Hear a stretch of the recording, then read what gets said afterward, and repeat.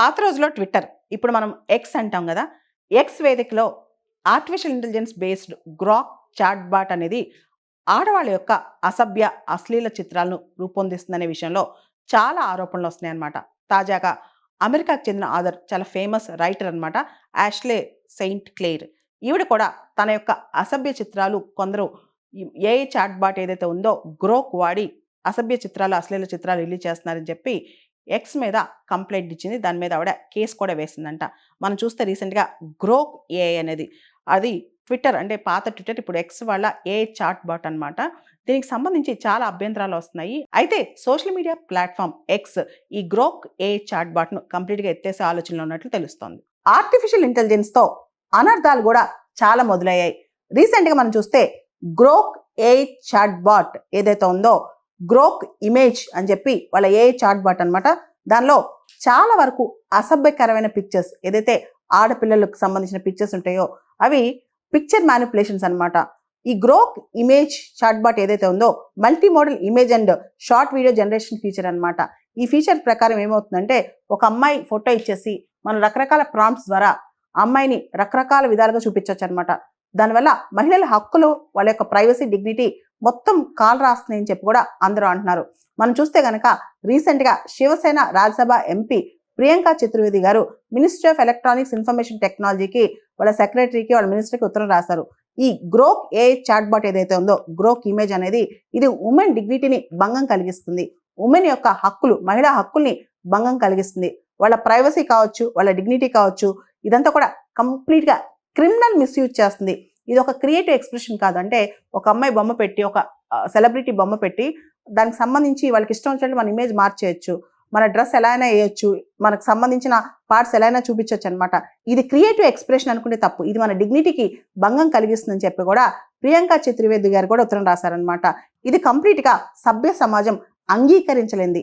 Artificial intelligence అనేది ఎంత advance స్టేజ్కైనా వెళ్ళొచ్చు, కానీ వాళ్ళ సభ్యతకు, మర్యాదకు భంగం కలిగించే విధంగా మాత్రం ఏ డెవలప్ అవ్వకూడదని చెప్పి కూడా చాలా మంది ఈ విషయంలో అభిప్రాయపడుతున్నారు. దీనికి సంబంధించి గవర్నమెంట్ ఆఫ్ ఇండియా ఎక్స్ ఏదైతే గ్రోక్ ఏఐ చాట్ బాట్ను తయారు చేస్తుందో ఎక్స్కి 72 గంటల లోపల ఈ ఫీచర్ని తీసేసేయాలని, దీనికి సంబంధించి ఇమీడియట్గా యాక్షన్ తీసుకోవాలని చెప్పి కూడా గవర్నమెంట్ ఆఫ్ ఇండియా ఉత్తరం రాసినట్టు తెలుస్తుంది అనమాట. మనకు తెలిసి ఈ గ్రోక్ ఇమేజ్ మోడల్లో 4 మోడ్స్ ఉన్నాయి: normal, fun, fast and spicy. ఎవరైతే అడల్ట్స్ ఉంటారో వాళ్ళు ఈ స్పైసీ మోడల్లో ఆపరేట్ చేసుకోవచ్చు అనమాట. దీనిలో కొన్ని సెక్షువల్లీ సజెస్టివ్ ఇమేజెస్ కానీ, సెక్షువల్లీ న్యూడ్ ఇమేజెస్ కానీ ఇలాంటివి జనరేట్ అవుతాయి. ముఖ్యంగా డీప్ ఫేక్ అనమాట. అంటే ఒక అమ్మాయిని అబ్బాయిని చూపించకూడనంత విధంగా అవుతాయి. ఎక్కువగా ఆడపిల్లల విజువల్స్ కానీ, ఇలాంటి పబ్లిక్ ఫిగర్స్ కానీ ఇవన్నీ బయటకు వస్తున్నాయి అనమాట. రీసెంట్గా మనం చూస్తే టేలర్ స్విఫ్ట్, ఒక ప్రముఖ గాయని, మనకు తెలుసు, హాలీవుడ్, ఆవిడ యొక్క న్యూడ్ ఇమేజ్ ఒకటి, న్యూడ్ షార్ట్ వీడియో ఒకటి బయటకు వచ్చింది. అంతేకాదు ఆవిడ యొక్క డిగ్నిటీ కానీ ఇవన్నీ కూడా క్వశ్చన్లో పడతాయి కదా. ఇవన్నీ ఆలోచించకుండా ఇలాంటి ఇమేజ్ జనరేషన్ ఫీచర్ అనేది ఎలా పెట్టారని చెప్పి కూడా చాలా మంది గ్రోకుని తిడుతున్నారనమాట. అనాథరైజ్ ఇమేజ్ మ్యానిపులేషన్ అంటాం. అంటే మన పర్మిషన్ లేకుండా మన ఇమేజ్ మ్యానిపులేషన్ అనేది ఇది చాలా పెద్ద క్రిమినల్ యాక్టివిటీ, అనెథికల్ యాక్టివిటీ అని కూడా అభిప్రాయపడుతున్నారనమాట.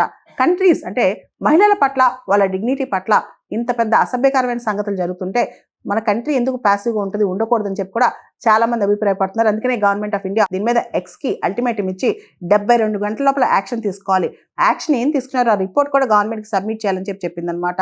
దీనికి సంబంధించి ప్లాట్ఫామ్స్ ఏదైతే ఎక్స్ కానీ రకరకాల ప్లాట్ఫామ్స్ ఉంటాయి కదా, యూట్యూబ్, ఎక్స్, ఇవన్నీ కూడా సేఫ్ హార్బర్, అంటే అన్నీ చూపించేసి అంతా చేసేసి మాకేం సంబంధం లేదు, మేము ఒక ప్లాట్ఫామ్ మాత్రమే అంటే కుదరదు అని చెప్పి MeitY secretary, ministry of electronics and information technology secretary కూడా అభిప్రాయపడ్డారు అనమాట. అంటే ప్లాట్ఫామ్స్ ద్వారా విపరీతమైన మిస్యూజ్ జరుగుతుంటే, ముఖ్యంగా మహిళల యొక్క గౌరవానికి భంగం కలుగుతుంటే మేము ఊరుకోమని చెప్పి కూడా ప్రభుత్వం అభిప్రాయపడుతుంది.